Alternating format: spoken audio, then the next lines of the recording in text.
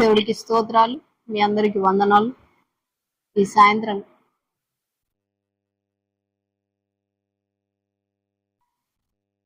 దేవుడికి స్తోత్రాలు. మీ అందరికి వందనాలు.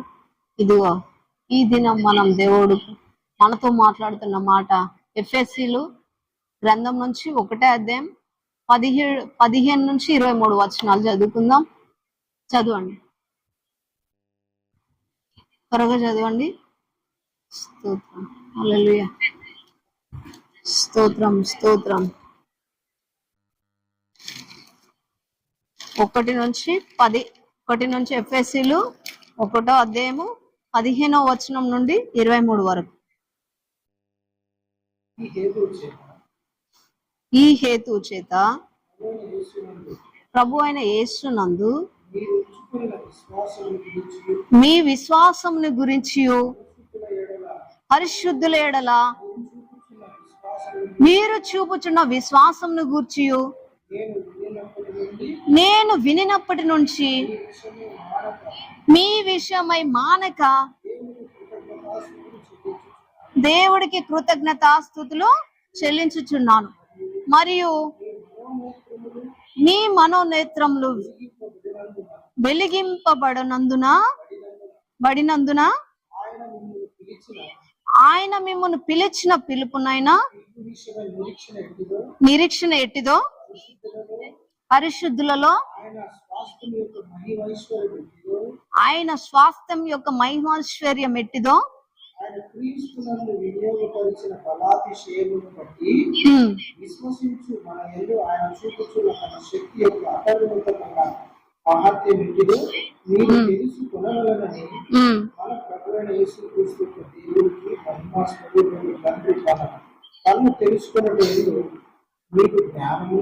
ప్రత్యక్షత గల మనసును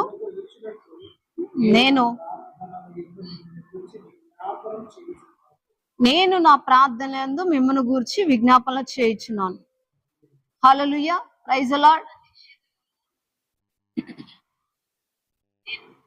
అపోస్తులైన పౌలు చెప్తున్నాడు తన సంఘాల గురించి ఏ విధంగా అపోస్తులైన పౌలు ప్రార్థన చేస్తున్నాడు. ఎఫెసీ సంఘం నిమిత్తం అపోస్తులైన పౌలు ఏ విధంగా ప్రార్థన చేస్తున్నాడో ఇదిగో మనం కూడా సేవకులమైన మనము మన సంఘాల నిమిత్తము, మన దేశాల నిమిత్తం, మన రాష్ట్రాల నిమిత్తం, మన అధికారుల నిమిత్తం, మన ప్రజల నిమిత్తం, మన కుటుంబాల నిమిత్తం, మన దగ్గరున్న శత్రువుల నిమిత్తం సైతం మనం ప్రార్థించాలి.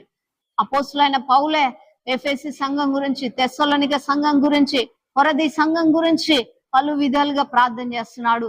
ఇదిగో అపోస్తులైన పౌలు అంటున్న మాట ఏంటి అంటే, రిపీట్ అయిన విషయం ఏంటి అంటే, నేను నీ ప్రజల విషయమై ప్రవ్వా, నీ ప్రజలు మీరిచ్చిన సంఘం విషయమై, నీ ప్రజల విషయమై నేను మానక కృతజ్ఞత స్తుతులు చెల్లిస్తున్నానంట. మొదటిగా మనం ఏం చేయాలంట? సంఘం నిమిత్తం మానక స్తుతులు చెల్లించాలా. ఏ స్తుతులు? కృతజ్ఞత స్తుతులు చెల్లించాలా. దేవుడి యందు నా ప్రేమ కలిగిన ప్రతి వ్యక్తి, ఇదిగో దేవుడు అపోస్తులైన పౌలు ఈ విధంగా ప్రార్థన చేస్తుండగా మీరు నేను కూడా అదే విధంగా ప్రార్థన చేయమని ఎఫెసీ సంఘానికి అపోస్తులైన పౌలు చెప్తున్న మాట మనం కూడా ఈ విధంగా ప్రార్థన చేయాలి. మన సంఘం నిమిత్తం, మన అధికారుల నిమిత్తం, మన తోటి స్నేహితుల నిమిత్తం, మన కుటుంబాల నిమిత్తం దేవుడికి కృతజ్ఞతలు చెల్లిస్తే దేవుడికి అది మహాప్రీతికరమైన అంశం అంటే ఆ కృతజ్ఞతా స్తుతులు దావీదు కూడా ప్రతి విషయమందు నేను దేవుడికి కృతజ్ఞతాస్తుతులు చెల్లిస్తున్నాను అనేవాడంట. ప్రతి విషయమందు ఏ విషయము కూడా మర్చిపోకుండా దావీదు ప్రతి విషయంలో కృతజ్ఞతలు చెల్లించేవాడంట. అలాగే అపోస్తులైన పౌలు ఈ దినము ఎఫెసీ సంఘానికి గాని ప్రతి సంఘానికి గాని కృతజ్ఞతలు మానక దేవుడికి చెల్లిస్తున్నాడంట. మనం కూడా మన సంఘాల నిమిత్తం చెప్పాలని అపోస్తులైన పౌలు మనకు తెలియజేస్తున్నాడు. ప్రియ సంఘమా, సేవకుడా, విశ్వాసి, ఒక బిడ్డ విను. ఈ దినము నువ్వు నేర్చుకుంటున్న ఈ వాక్కు నీ హృదయంలో 100 ఫలించాలి. ఎందుకంటే దేవుడిని స్తుతించడం వలన, కృతజ్ఞతలు చెల్లించడం వల్ల మనకు మన జీవితం పట్ల మనం అనుకున్న దానికంటే, ఊహించిన దానికంటే గొప్ప కార్యాలు చేయగల దేవుడు. ఆయన నమ్మితే నిన్నెన్నడు సిగ్గుపరచుడు. ఎందుకంటే మొదటిగా మనం స్తుతి చెల్లించే మనసు మనకు ఉండాలా. ఇశ్రాయేలు ప్రజలు ఆనాడు ఇశ్రాయేలు ప్రజలు ఐగుప్తు నుంచి బయలుదేరేటప్పుడు ఎంతో మంది సనిగి గునిగి ఉన్నారంట, కానీ కొంతమంది దేవుని స్తుతించారంట, దేవుడికి స్తోత్రాలు చెప్పారంట. అలాగే ఈ దినము పౌలు ఎఫెసీ సంఘం గురించి దేవుడు ఎదుట కృతజ్ఞతలు చెప్పుకుంటుండగా నీవు నేను కూడా కృతజ్ఞతలు చెబుదామా? ప్రియ సంఘమా, సేవకుడా, విశ్వాసి, ప్రియ కుమార్తె, కుమారుడా, ఈ దినం అలాగే ఇంకో దేవుడు విశ్వాసంతో విశ్వాసం మనకు బలంగా ఉండాల.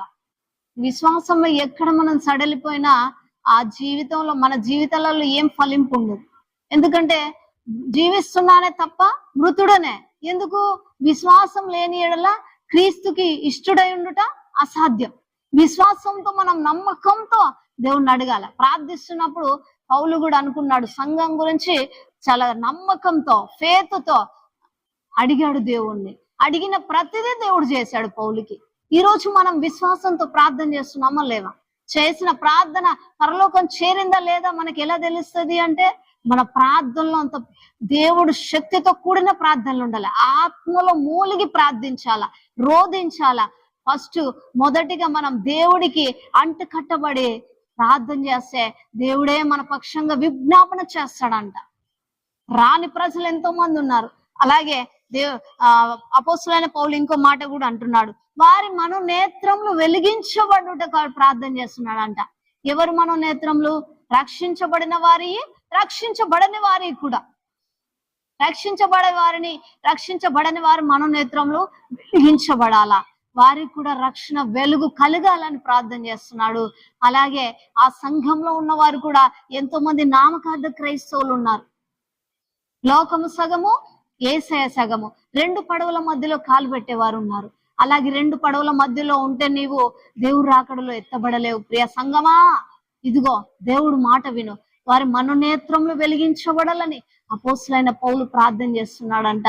ఇదిగో ఈ దినము నీ మనోనేత్రములు, నా మనోనేత్రములు వెలిగించబడాలని మనం ప్రార్థన చేసిన ఎడల మన సంఘం మనోనేత్రంలో, మన ప్రజల మనోనేత్రంలో వెలిగించబడాలని, రక్షణ లేని ప్రతి కుటుంబానికి రక్షణ వెలుగు కలగాలని ఈ దినం మనం కన్నీటితో ప్రార్థన చేస్తే దేవుడు తప్పకుండా మన ప్రార్థనని ఆలకిస్తాడండి. ఇదిగో ఆ ప్రార్థన విజ్ఞాపనలు ఎలా చేయాలో పౌలు మనకు చెప్తున్నాడు. ప్రియ సంఘమా, సేవకుడా, అలాగే వాటిని చూసి మనం పౌలుని, ఇదిగో నేను క్రీస్తును పోలి నడిచినట్టు మీరు నన్ను పోలి నడువుడు అన్నాడు పౌలు.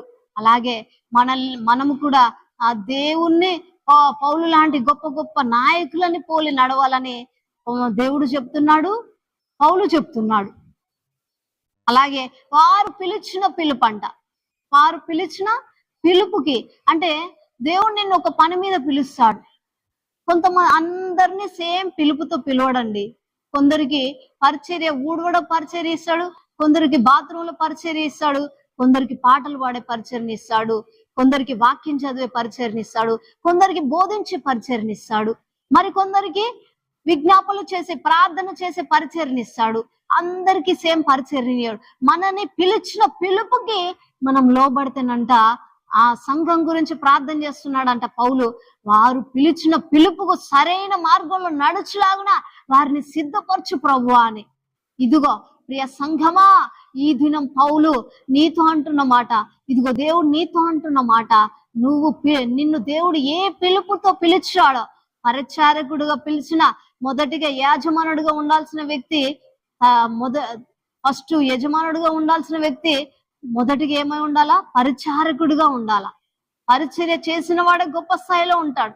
పరిచర్య నిమిత్తమై నిన్ను ఏ విషయంలో దేవుడు పిలిచాడో ఆ విషయాన్ని దేవుడి యొద్ద ప్రార్థించి కనిపెడితే దేవుడు ఆ దినమందు నిన్ను తప్పక సరైన సమయంలో దేవుడు నీతో మాట్లాడి నిన్ను ఏ పిలుపుతో పిలిచాడో, సువార్త ప్రకటించే విషయంలో పిలిచాడో, లేదంటే సంఘాలను అభివృద్ధి చేసే ఆర్థిక సహాయం ఇచ్చే వ్యక్తిగా పిలిచాడో, ఏ విషయంలో పిలిచాడో నీకు ఒక జ్ఞానాన్ని, మనోనేత్రాలను వెలిగించగల దేవుడు నీతో ఉన్నాడు. గ్రహించు. ఈ దినము నువ్వు దేవుడితో నిబంధన చేసుకో. దేవా, నువ్వు నన్ను ఏ పేరుతో పిలిచావు, ఏ పని కోసం పిలిచావయ్యా, ఈ భూమి మీద నన్ను ఎందుకు రక్షించుకున్నావయ్యా అని అడుగు. దేవుడు నీతో మాట్లాడతాడు. దేవుడి మాటకు నువ్వు లోబడితే నిన్ను గొప్ప స్థాయిలో ఉంచుతాడంట. మహిమ గల ఐశ్వర్యంలో, ఐశ్వర్యంలో, మండి ఘటం లాంటి మాధైశ్వర్యంలో నీకు దేవుడు ఇవ్వబోతున్నాడంట. ప్రియ బిడ్డలారా, ఇదిగో ప్రియ సంఘమా, ఇదిగో నువ్వు దేవుడి మాట విని లోబడి నీ పిలుపుకు తగ్గట్టు నువ్వు జీవిస్తే, ఈ పౌలు ప్రార్థన చేశాడు ఎఫెసీ సంఘం నిమిత్తం. నీ సేవకుడు, నీ సేవకురాలు అయ్యా నీ గురించి ప్రార్థన చేస్తుండగా నీవు మోకరించి వారితో ఏకీవించి ప్రార్థన చేస్తే దేవుడు ఈ దినము నీ జీవితంలో నీ కన్నీటిని నాట్యంగా మార్చబోతున్నాడు. నీ దుఃఖ దినంలో దేవుడు ఈరోజు సమాప్తం చేయబోతున్నాడు. ఇదిగో దేవుడు మాటకు లోబడతావా? దేవుడు పిలుపుకు లోబడతావా? దేవుడు చిత్తాన్ని వెతుకుతావా? ఇదిగో నువ్వు నాతో కలిసి ప్రార్థనలు ఏకీపిస్తావా? ప్రార్థన చేసుకుందాం. Praise lord. తండ్రి, నీకు వందనాలు, స్తోత్రాలు చెల్లిస్తున్నాం. ఈ దినం ఎంతో మంది బిడ్డలు నాయన పిలుపును మర్చిపోయి, వాళ్ళ పరిచర్ను మర్చిపోయి, వారి సేవకుని మర్చిపోయి, సంఘాన్ని మర్చిపోయి ఎంతమంది ఈ దినము బయట తిరుగుతూ అయ్యో జాబీలో బిజీగా ఉన్నాము, ప్రార్థనకు రాలేకున్నాము, సండే కూడా ఆరాధనకి రాలేకున్నాము, నీ సన్నిధి నుంచి దూరం అయిపోయిన నీ ప్రజల విషయమై దేవా నీ కనికరం చూపయ్య. వారి పక్షంగా నేను క్షమాపణ అడుగుచుండగా కనికరం చూపయ్య, కార్యం చేయ. తిరిగి తప్పిపోయిన గొర్రెలన్నిటినీ మరలా నీ సన్నిధికి చేర్చి వారి పట్ల నీ పిలుపు, నీ ప్రణాళిక ఏమైందో వారి పట్ల జరిగించండి. అద్భుతం చేయండి అయ్యా, అద్భుతం చేయండి అయ్యా. తప్పిపోయిన కుమారుడు ఏ విధంగా తిరిగి నీ వద్దకు వచ్చి మరలా నా తండ్రి వద్ద పనివాడిగానైనా ఉంటానన్నాడు, తప్పిపోయిన ప్రతి బిడ్డని తిరిగి మరలా నాయన నీ సన్నిధికి చేర్చుకోమని ప్రార్థిస్తున్నాం. నాయన నీ సన్నిధిలో వారు నీ పిలుపుకు తగ్గట్టు నాయన వాడబడే కృపను దయచేయండి అయ్యా. ప్రతి బిడ్డ జీవితంలో నీ అద్భుత కార్యం జరిగించు. నిశ్చయంగా వారిని దీవించండి. ప్రతి సరిహద్దుల విషయాలు పరచండి. మీ హస్తం తోడుగా ఉంచండి. ప్రతి కీడు నుంచి తప్పించి మేలుగా మార్చమని నజరేయుడైన యేసుక్రీస్తు నామములో ప్రార్థించి వేడుకుంటున్నాం తండ్రి. ఆమేన్. Praise Lord. అందరికీ ప్రేయర్ ఉంటుంది.